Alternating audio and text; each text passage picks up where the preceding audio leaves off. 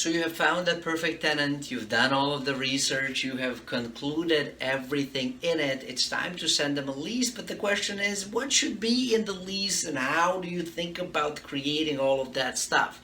Hi everybody, my name is Nev Kraguljevic of One Deal Away, and in this particular episode, I want to talk about exactly that. Now, first thing that I want to start off with is that you might want to draft the lease on your own. It's going to save you a lot of time and money, and then once you have it, I recommend always running it by an attorney in the state where the property is located to ensure that you are on the right side of the law. Last thing you want to do is have a lease that cannot be enforced because you unknowingly have violated some of the laws and rules. So let's get on to what typical lease that I have is, what are the things that are in it, right? Like, let's think through things. Typically you can find some of the lease examples online for absolutely free. Sometimes you might have to pay a little bit of money if you use things like Rocket Lawyer, for example, or some of the online services that will help you guide through that stuff. But even when you complete it again, please make sure you engage an attorney just to have one more look so you can be on a safe side of things. So here are some of the things that I have listed over here that I want to talk about. First one is pets. Do you allow pets? Do you not allow pets? That is a very personal decision that you get to make, and every landlord has an opinion on that, and of course I do as well. For me, I'm pretty okay with most of the pets. I do have some recommendations or requirements as far as what is allowed, what is not allowed, and typically comes down to the breed or the type of animal. Sometimes I allow dogs, sometimes I don't. Sometimes I allow cats only, sometimes I allow caged animals only. So that's something for you to think about and consider. If you're going to go with pets, a couple things to consider is to make sure that verifying that those pets are being taken care of, that they're healthy, especially if you're going to have a multi-unit property where pets could potentially approach each other. If they're dogs, for example, I always require folks to basically have them on the leash when they're on property so that they don't scare anybody else. I will check to see how they do with cats, if there's cats and dogs. So you want to be a bit proactive about approaching this particular topic. Please understand, for a lot of people, their pets are just like their kids, and so that's very important to them. Now, you can potentially charge a pet rent. Some of the places don't allow it. Most of the places will allow it. What that rent is going to be is really going to depend on you and the market. I have seen it range anywhere from $25 a month all the way up to like $300 a month, and anywhere in between. Again, that's something for you to research and understand and find out if that is something that you want to engage in. The next thing you want to do is have late fees. Say, for example, tenant is late paying or something is happening. Are you going to have any late fees? And what are those going to be? You need to be very specific. If there's a check that bounces, what is the protocol that you're going to follow in case that happens? So those are the things that you want to think through. I typically do have penalties for any sort of late payments, and so if it's a one-day payment, there's typically penalties that come along with it. But again, those have to be very state specific because some states will allow for certain things, others will not. Make sure you check that with your attorney. Cleaning. Let's talk about cleaning and what are the expectations. Look, it is their home, but at the end of the day, it's your investment as well. So you want to have very clear expectations of what clean means and what you're expecting of them. If there are any shared components, meaning it's a multi-unit property and there are some common areas, who is responsible for cleaning that and upkeeping it with it?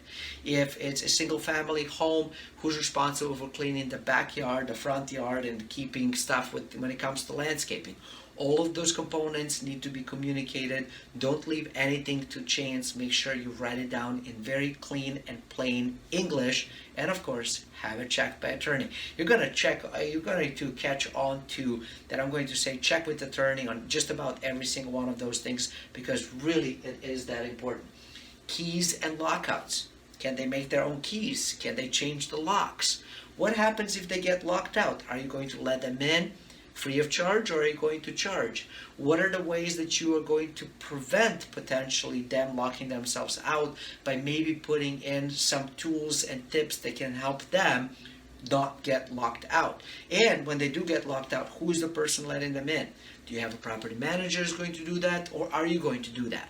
And how far are you from the property in case that happens? Is it a 30-minute? Is it the same building? Or are you going to have to travel 3 hours one way to go and just let them in? All of those things you need to plan through and think about as you are drafting your lease. Decorations and construction. Can they put things on the wall? What can they use to put things on the wall? Can they paint the walls? What colors can they use if they can paint it? What about construction? Say they want to open up the living room and a kitchen into one big thing. Is that appropriate or not? Those are the things that you want to communicate clearly, again, with the tenants and use it in your lease. And again, I always start thinking of how do I best protect myself and my interest while also allowing them to create a home, because at the end of the day, it is their home if you really think about it. Let's talk about pests. When there's people, there are pests. Who is responsible for pest control and how does that work? When there are pests that are discovered, who is going to pay for it and how is that all split? Those things you need to consider and think through.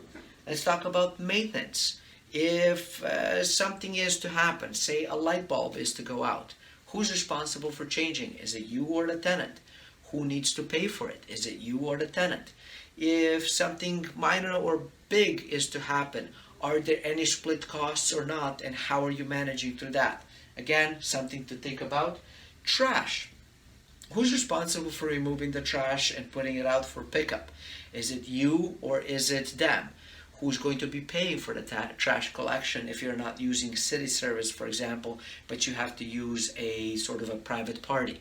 Those are, again, components that you need to think through and put in the lease.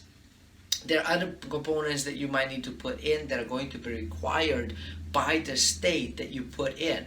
An example of that would be, let's say that you have a house that is built in 1800s, for example.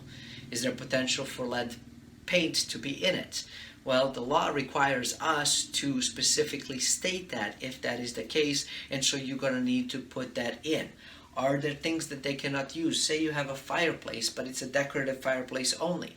You probably want to put that into the lease so that you can protect yourself as well as be very clear when it comes to your tenants and what they can do. End of the lease, what happens? Do they have to renew or does it turn over automatically month to month? If they have to leave early and break the lease, how does that work? Can they sublet, right? Meaning, can they rent from you and then find somebody else that is going to move in and they're going to go and live it up in Spain or, travel the world while they have Johnny who knows who living in the place and paying? All of those things are things that you need to think through before you have a lease and before you go out there. You want to make sure you write it down in very simple English. You want to make sure that you have pages down at the bottom, and I typically like to have like page 105, 205, 305, and so on, and I require folks to basically put in initials at the bottom of every page to ensure that everybody's protected and there's no new page that magically slipped in because you don't want to do that for you or for them. When it comes to the heat, who's responsible for paying and supplying the heat? Who's responsible for paying and supplying the electric? All of those things need to be clearly stated within your lease. And of course, if you live in cold climates, I highly recommend putting something in your lease that is requiring your tenants to be having a heat on whenever temperatures are going to hit 32 degrees or below. So whenever there's a potential of freezing, I always require my tenants to actually keep the heat on. Hopefully this is helpful to you and it at least gets you thinking. This is not meant to be a full class teaching you on everything what has to be in lease, but just to get your wheels rolling so that you can be successful in leasing your place. I hope this is helpful, and until next time, stay forever money blessed, and do remember, you are only one deal away.